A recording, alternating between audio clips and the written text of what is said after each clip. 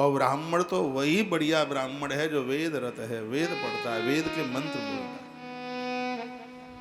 जिसके मुख से वेद ध्वनि निकलती है। वेद वह बोल सकता है, पढ़ सकता है जो गायत्री जपे, और बढ़िया ब्राह्मण तो वही है जो गायत्री जपता है। गायत्री जपने वाला ब्राह्मण यदि किसी के घर एक पूड़ी भी खा लेगा तो उसके पुरखे पितरलोक में नृत्य करेंगे, उसकी इतनी बड़ी महिमा। आज ब्राह्मणों का अभाव होता हुआ जा रहा है। सिर्फ ब्राह्मण के घर में जन्म ले लिया है, इतने से ही काम नहीं चलेगा। ब्राह्मण के 6 काम है और ब्राह्मण अपने 6 कामों को करे। विद्या पढ़े, विद्या पढ़ावे, यज्ञ करे और यज्ञ करावे, दान ले तो दान दे। इसको सठ कर्म कहते। लेता ही रहेगा, देगा नहीं तो सब पगला पगला औलाद हो जाएगी, सब ऐसे हो जाएंगे। इसलिए उसके बाद जो आता है उसका विनिमय करता रहे, उसको पास रखे नहीं, उसको बांटता रहे, उसको देता रहे। यजन करे, रोजाना करे, 365 दिन करे, अग्निहोत्री ब्राह्मण बने और जगत का कल्याण करने के लिए वो यज्ञ करावे। पहले विद्या पढ़े और फिर विद्या पढ़ावे। एक किसी अनाथ बच्चे को विद्या पढ़ाने से 88,000 ब्राह्मणों को भोजन कराने का फल प्राप्त होता है। यह हमारे ग्रंथों में लिखा। हम लोग बड़े बड़भागी हैं। तुलसी गुरुकुल विद्यापीठ में सैकड़ों बच्चे निःशुल्क पढ़ते हैं, जिनसे 1 टका नहीं, 1 रुपया नहीं जिनसे लिया जाता।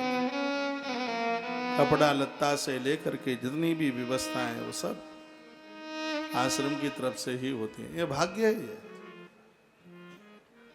संस्कृत पढ़ी है तो आज बच्चों को पढ़ाने में लगे।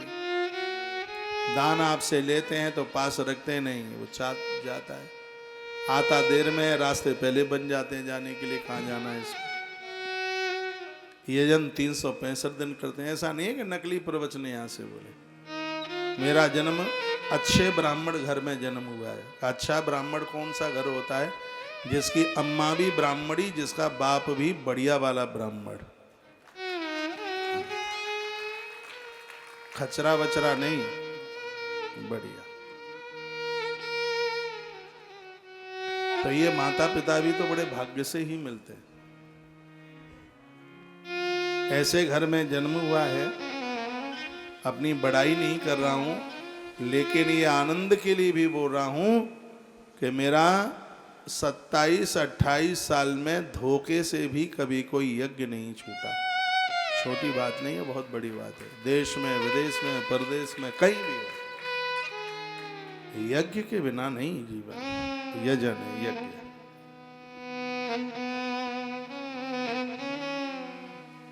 डेली महादेव का अभिषेक, 11 हनुमान चालीसा मन ही मन, और भी अपना जो जप है वो। मेरी माला 11 स्वाट मन के की है। एक माला पूरी करता हूं तो 11 माला हो जाती है आप वाली, 1 स्वाट मन के वाली। तो हम जैसे लोगों को तो बहुत ध्यान रखना चाहिए कि तुम नहीं रहोगे तो धर्म का अस्तित्व किधर जाएगा। ब्राह्मण सिर्फ पूरी खाने के लिए नहीं भगवान ने भेजा है, ये सर्वव्यापक तत्व है। बहुत तो खाने के लिए उपजते हैं, उनका जन्म ही होता है खाने के लिए।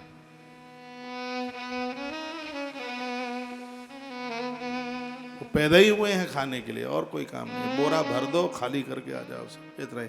भरो खाली करो, भरो खाली करो, और कोई होता नहीं। क्विंटलों का वजन लेके घूमे, कोई मतलब नहीं। कोई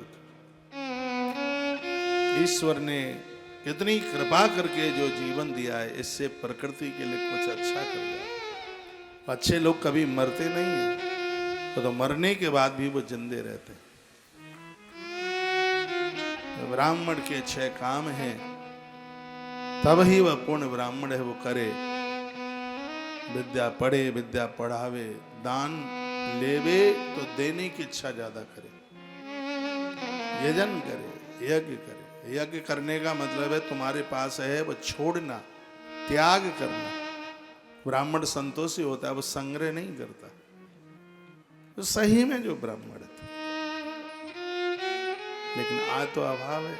ब्राह्मण बड़ा पूज्य है। तुलसी वृक्ष न जानिए, गाय न समझो ढोर। ब्राह्मण मनुजन होत है, ये तीनों नंद किशोर। मैं ब्राह्मण देवता की आलोचना नहीं कर रहा हूं, मैं तो उनका बहुत बड़ा प्रशंसक हूं, यदि सच में वो ब्राह्मण है। ब्राह्मण किसी की बुराई नहीं करता, किसी की आलोचना नहीं करता। ब्राह्मण आकाश अग्नि की तरह, जल और धरती की तरह। जैसे जल के बिना प्राण सुरक्षित नहीं, ब्राह्मण देव के बिना भी तो जीवन सुरक्षित ही नहीं। लेकिन वो भी इस बात को समझे। कल कितना आनंद आ रहा था, पूरा भरा हुआ था। ऐसा लग रहा था कि हम कलयुग में जरूर बैठे हैं, लेकिन जिंदगी सतयुग का जी रहे। वो नहीं, वो ही सब परंपराएं आ गई।